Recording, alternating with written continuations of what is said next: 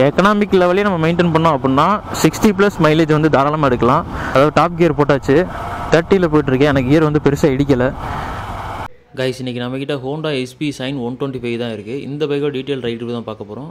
சேனலுக்கு யாராவது புதுசாக மறக்காம சேனல் சப்ஸ்கிரைப் பண்ணுங்கள். பக்கத்தில் பெல் ஐகானை கிளிக் பண்ணிவிடுங்க. வாங்க நம்ம வீடியோக்குள்ளே போகலாம்.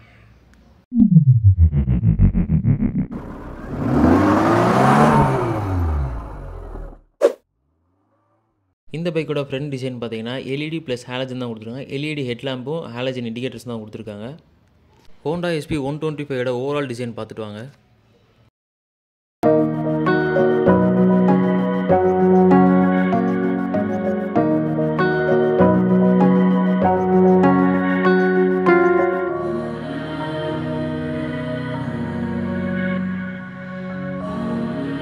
இந்த பைக்கோட ஃப்ரண்ட் சஸ்பென்ஷன் பார்த்தீங்கன்னா டெலஸ்கோபிக் சஸ்பென்ஷனும் பேக்கில் வந்து ஹைட்ராலிக் சஸ்பென்ஷனும் கொடுத்துருக்காங்க.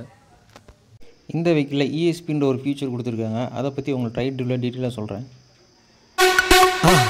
மறக்காம சர்ப்ரைஸ் பண்ணுங்கள். தேங்க்யூ கைஸ், இந்த பைக்கை ரைடு எடுத்துகிட்டு போகிறதுக்கு முன்னாடி பைக்கோட எக்ஸாஸ்ட் கேட்டுருவோம்.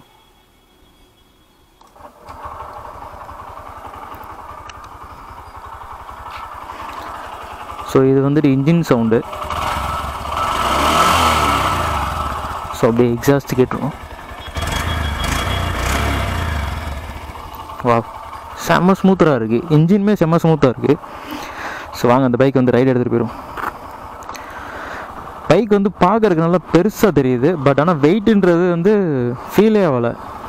116 கிலோன்றது ரொம்ப லைட் வெயிட் தான்.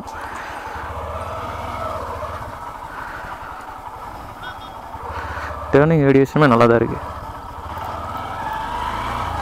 இந்த பைக்கில் வந்துட்டு மொத்தம் 5 ஸ்பீட் கியர் பாக்ஸ் கொடுத்துருக்காங்க. அதர் பிராண்ட்லாம் பார்த்தீங்கன்னா டிஸ்பிளே வந்து பெருசாக கொடுத்துருப்பாங்க. ஏகப்பட்ட இன்ஃபர்மேஷன் கொடுத்து நம்மளுக்கு புரியாத அளவுக்கு பண்ணி வச்சுருப்பாங்க. பட் ஆனால் இந்த பைக்கில் வந்து சின்ன டிஸ்பிளே கொடுத்துருக்காங்க. உள்ள நம்மளுக்கு ஏற்ற இன்ஃபர்மேஷன் கொடுத்து வச்சுருக்காங்க. என்ன அப்படின்னா ஃபியூயல் லெவல் கொடுத்துருக்காங்க. அண்டு வந்து இந்த பைக்கில் வந்து 5 ஸ்பீட் கியர் பாக்ஸ்ன்றதுனால கியர் இண்டிகேஷனும் கொடுத்துருக்காங்க. Okay, average fuel economy, range. So 4635 kilometre வந்து ஓடி இருக்குது இந்த bike. Trip A, trip B.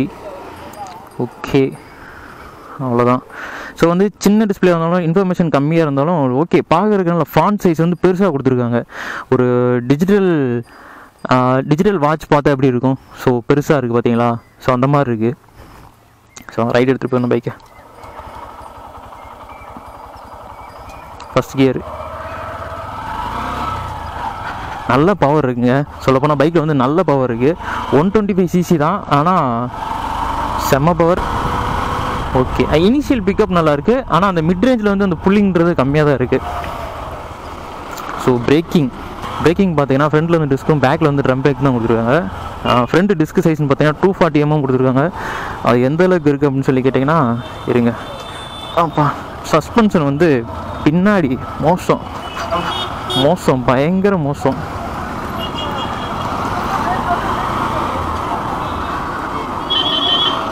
பிரேக்கிங்குமே வந்து ஓனர் என்ன சொன்னாங்க அப்படின்னா, பிரேக்கிங் வந்துட்டு டிஸ்க்கு கொடுத்தது வந்து அந்தளவுக்கு ஒர்த்து இல்லை அப்படின்ற மாதிரி சொன்னாங்க. எனக்கு அப்படி தான் ஃபீல் ஆகுது. பேசாம ட்ரம் பிரேக்கே கொடுத்துருக்காமோ அப்படின்ற மாதிரி தோணுது. வைப்ரேஷன் பார்த்தீங்கன்னா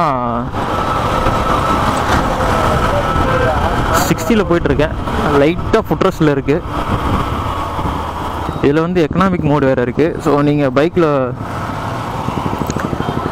எக்கனாமிக் மோட்லேயே நீங்கள் மெயின்டைன் பண்ணிங்க அப்படின்னா மைலேஜ் வந்து தாராளமாக 60 above கிடைக்கும். இந்த பைக்கோட மைலேஜ்னு பார்த்தீங்கன்னா 60+ கிடைக்குது அப்படின்னு சொல்லி ஓனர் சொல்லியிருந்தாரு. தாராளமாக கிடைக்கும். ஏன்னா ஷோரூமே வந்துட்டு 60 கிளைம் பண்ணுறாங்க.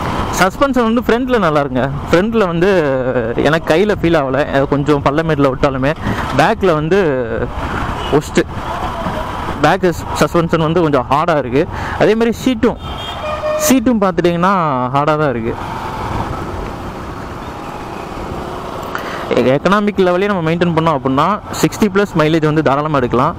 ஹைவேன்றப்போ வந்து ஒரு 65 to 68 வரைக்கும் கிளைம் பண்ணலாம். அதான் நம்ம ஓட்டுற வச்சு சொல்கிறேன். ரொம்ப ஹார்ஷாக ஓட்டினீங்க அப்படின்னா 60 பிலோ கிடைக்கும் வாய்ப்பு இருக்குது. ஸோ ஹேண்ட்லிங் பார்த்தீங்கன்னா சிட்டி கம்யூட்டிங்கு ஏற்ற பைக்கு இந்த பைக்கு. தாராளமாக நான் சூஸ் பண்ணுவேன். ஆனால் என்ன ஒன்று, இந்த பைக் வந்து பிரேக்கிங் கொஞ்சம் அடி வாங்குது, அண்டு வந்து சஸ்பென்ஷன் கொஞ்சம் அடி வாங்குது, அது மட்டும்தான். மற்றபடி வந்து இவ்வளோ தூரம் சிட்டிக்குள்ளே ஓட்டிகிட்டு வந்திருக்கேன். ஹீட்டிங் தெரியுதா ப்ரோ அப்படின்னு சொல்லிக்கிட்டேன். ஹீட்டிங் வந்து மினிமலாக தான் இருக்குது. ஹீட்டிங் இஷ்யூஸ் வந்து பெருசாக ஃபீல் ஆகலை. தூக்கி தூக்கி போடுது சஸ்பென்ஷன். பள்ளமேட்லலாம் அந்தளவுக்கு சப்போர்ட் பண்ண மாட்டேங்குது, ஹார்டாக தான் இருக்குது. அதேமாதிரி பேக் சீட்டுமே வந்து பில்லியனுக்கும் நல்லா கம்ஃபர்டபுளாக கொஞ்சம் ப்ராடாகவே கொடுத்துருக்காங்க. கம்ஃபர்ட்டுன்னு சொல்ல முடியாது, கொஞ்சம் ப்ராடாக கொடுத்துருக்காங்க, உட்காந்து போகலாம். கிளச் பார்த்துட்டீங்கன்னா கொஞ்சம் டைட்டாக தான் இருக்குது. ஹாரன் பார்த்துருவோமா, ஸ்கூட்டியில் கொடுத்துருக்கா ஹாரன் மாதிரி கொடுத்துருக்காங்க. ஓகே, ஆனால் கொஞ்சம் லவுடாக தான் இருக்குது. இண்டிகேட்டர்ஸ் ஆன் பண்ணிங்க அப்படின்னா உங்களுக்கு நாய்ஸ்லாம் வராது. ஸோ இண்டிகேட்டர் வந்து டிஸ்பிளே பார்த்தா நம்ம ஆனில் இருக்குதுன்னு சொல்லிட்டு தெரிஞ்சுக்க முடியும். இந்த பைக்கில் வந்து இப்போ ஒரு அப்டேட் பண்ணியிருக்காங்க. என்ன அப்படின்னா, டயரோட விட்டு வந்து கொஞ்சம் இன்க்ரீஸ் பண்ணியிருக்காங்க 100/80. ஸோ இதுக்கு முன்னாடி கொஞ்சம் கம்மியாக கொடுத்துருந்துருக்காங்க. இப்போ வந்து கொஞ்சம் அதிகப்படுத்துறதுனால ரோட் கிரிப்பு வந்து, நான் இதுக்கு முன்னாடி இந்த பைக் ஓட்டினதில்லை. ஸோ இப்போ தான் ஃபஸ்ட் டைம் ஓட்டுறேன். ஓகே, எனக்கு வந்து அந்த டயரோட கிரிப்பு வந்து நல்லா ஃபீல் ஆகுது. ஆனால் சின்னதாக இருந்தால் நம்மளுக்கு வந்து அந்த ரோட் கிரிப்னஸ் வந்து கிடைக்காது. கொஞ்சம் பெருசாக இருந்தால் மட்டும்தான் வந்து ரோட் கிரிப்னஸ் கிடைக்கும். இன்னொன்று வந்து நம்ம இந்த பைக்கில் வந்து கார்னரிங்லாம் பெருசாக எதிர்பார்க்க முடியாது. கார்னரிங் எதிர்பார்த்து இந்த பைக் எடுக்கணும்னா சத்தியமாக அண்ணே பார்த்துனேன் ஆட்டோக்காரண்ணே, கார்னரிங்லாம் கார்னரிங் பண்ணணும் அப்படின்னா அந்த பைக்கை வந்து சூஸ் பண்ணாதீங்க. ஒரு 125cc என்ன தேவையோ அதை கொடுத்துருக்காங்க, அதை வச்சு நம்ம ஓட்டிட்டு போயிட்டே இருக்க வேண்டியதான். நீங்கள் மைலேஜ் வேணும், எனக்கு பவர் வந்து ஸ்மூத்தராக இருக்கணும் அப்படின்னா நீங்கள் இந்த பைக்கை சூஸ் பண்ணுங்கள். ஸ்மூத்தாக இருக்குது, சீரியஸாக சொல்கிறேன். வண்டி இன்ஜினுமே நல்லா ஸ்மூத்தாக இருக்குது. நீங்கள் எந்த பைக் சூஸ் பண்ணுறதா இருந்தாலும் டெஸ்ட் ட்ரைவ் பண்ணிக்கோங்க. டெஸ்ட் ட்ரைவ் பண்ணி பார்த்துட்டு எடுங்க. உங்களுக்கு எது கம்ஃபர்டபுளாக இருக்குன்னு உங்களுக்கு தான் தெரியும். ஒரு டேங்க் கெப்பாசிட்டின்னு பார்த்தீங்கன்னா 11 லிட்டர் கொடுக்குறாங்க. நீங்கள் டேங்க் ஃபுல் பண்ணிங்க அப்படின்னா ஆல்மோஸ்ட் ஒரு 600 கிலோமீட்டர் வரைக்கும் தாராளமாக போகலாம். 600 எபோவ் போகலாம். ஒரு 80 வரைக்கும் 80 கிலோமீட்டர் ஸ்பீடில் போனீங்க அப்படின்னா. ஷிஃப்டிங் வந்து கொஞ்சம் ஹார்டாக இருக்குது. கியர் டவுனுமே கொஞ்சம் ஹார்டாக தான் இருக்குது. உச்சா இந்த இடத்துல திரும்புறதுக்குள்ளே தான் பெரிய பாடாக இருக்குமே. ஆஹா, கரெக்டாக வந்து மாட்டிக்கிட்டேனே.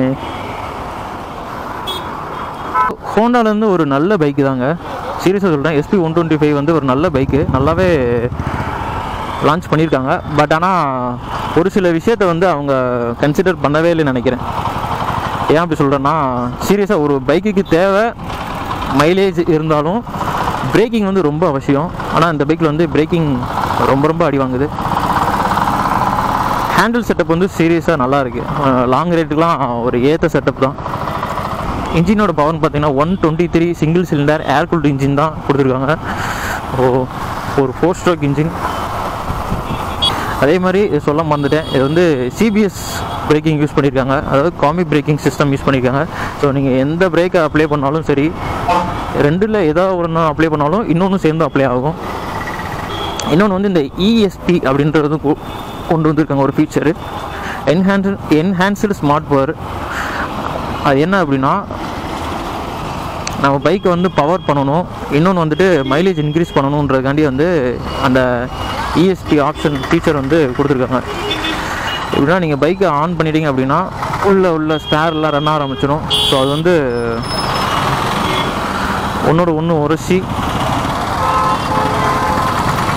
தேஞ்சு நம்மளுக்கு, அதாவது டேமேஜ் அதிகமாகாமல் இருக்கிறதுக்கும், தென் வந்துட்டு நம்மளுக்கு வந்து பவர் நல்லா கிடைக்கணும், இன்னொன்று வந்து மைலேஜ் நல்லா கிடைக்குன்றக்காண்டி இந்த ESP மோடு வந்து கொடுத்துருக்காங்க.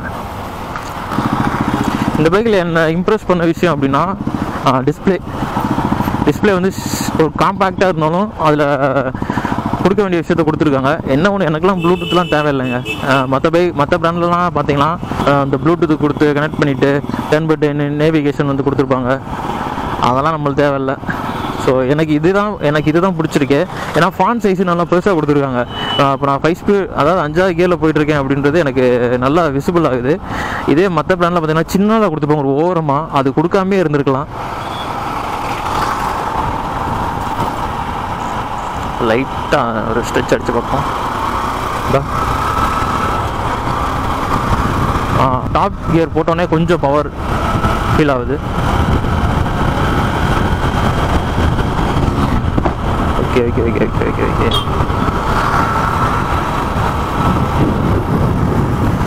மிரர் விசிபிலிட்டி நல்லா ஒய்டராக, பின்னாடி என்ன வெஹிக்கிள், அதாவது லாரி வந்தால் கூட நல்லா விசிபிள் ஆகிற அளவுக்கு நல்லா கொடுத்துருக்காங்க மிரரு.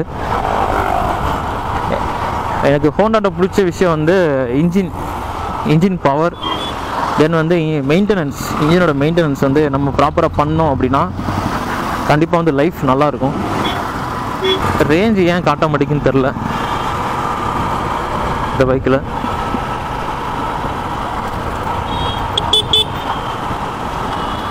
ஸ்விட்சஸுமே நல்லா ஸ்மூத்தராக இருக்குது. சிட்டிக்குள்ளே கட் பண்ணி ஓட்டுறதுக்கு ஒரு நல்ல பைக்கு.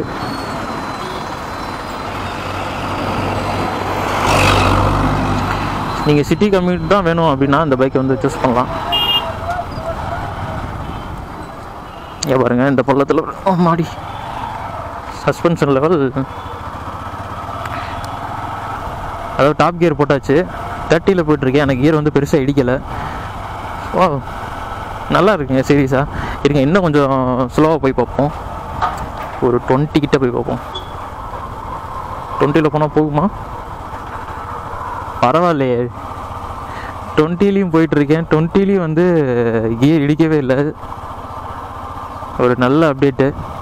கைஸ் இந்த பைக்கில் வந்து இன்ஜின் கட் ஆஃப் சுவிட்ச் கொடுத்துருவாங்களான்னு செக் பண்ணி பார்த்துருவோம். பைக்கை ஸ்டார்ட் பண்ணிடுறேன். ஸ்டார்ட் பண்ணியாச்சு. ஸோ வந்துட்டு கியர் போடுவோம். ஸோ பைக் வந்துட்டு ஆஃப் ஆயிடுச்சு. ஸோ இது ஒரு நல்ல அப்டேட்டு. இந்த வெஹிக்கிளில் E20 ஃபியூல் சப்போர்ட் ஆகிற மாதிரி கொடுத்துருக்காங்க. இது ஒரு நல்ல விஷயம். காய்ஸ் நீங்கள் ஹெட்லைட் கண்ட்ரோல் சுவிட்ச் பார்த்தீங்கன்னா low beam, high beam and pass, அது மூணுக்கும் சேர்த்து வந்து சிங்கிள் சுவிட்ச் தான் கொடுத்துருக்காங்க.